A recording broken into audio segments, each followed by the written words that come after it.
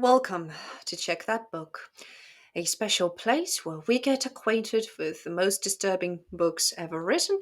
And this Christmas season, I am not giving myself or you any slack. We are going to get our day ruined today by uh, Emma Donahue's Room.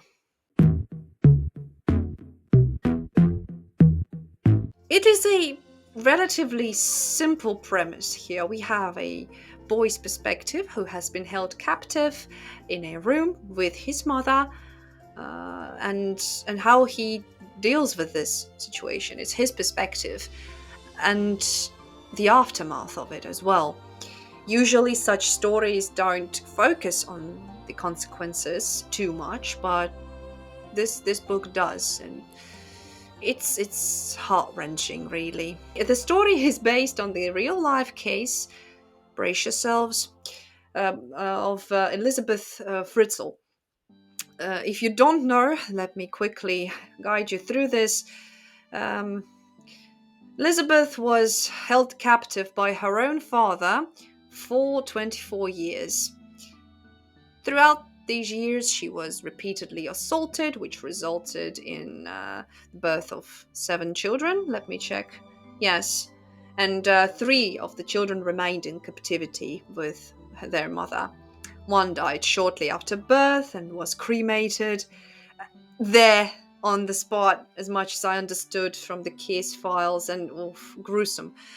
Her father, just a namesake, really, did unspeakable things to her, God only knows what.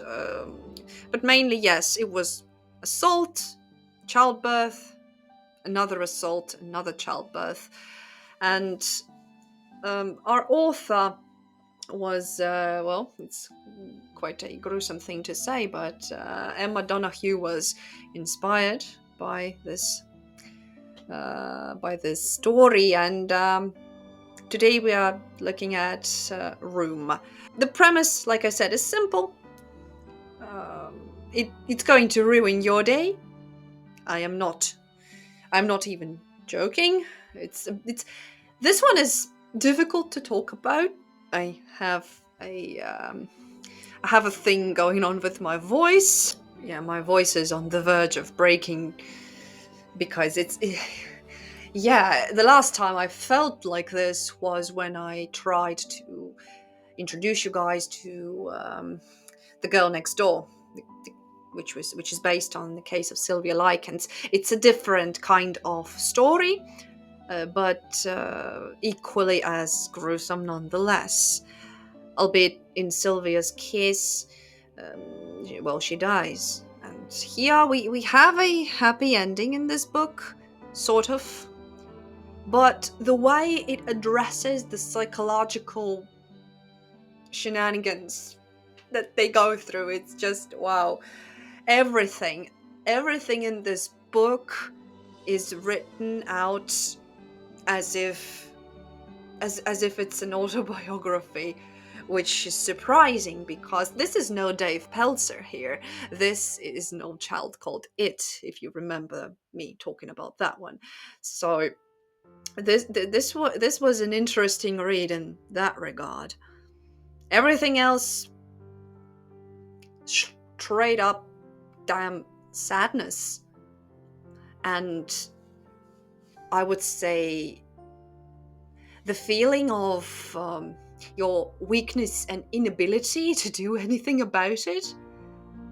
There were some moments when I wanted to reach out to them, the pair of them, through the page and be like, guys, let me take you out of this. But you cannot. And you have to calm the fuck down, finish the book, cry your heart out if you have to, but taking into account that this is based on a true case, and, well, 5 years versus 28, or what did I say, 28, was it? It's a big deal. It's a big deal. 24, I'm sorry. The thing is, for a child who doesn't know any other life, it might not have been as difficult as for the mother. And they face misunderstandings whilst living in this room. The older the child gets, the more he doesn't understand. Albeit his mother tries to safeguard the kid from actually realizing what's going on.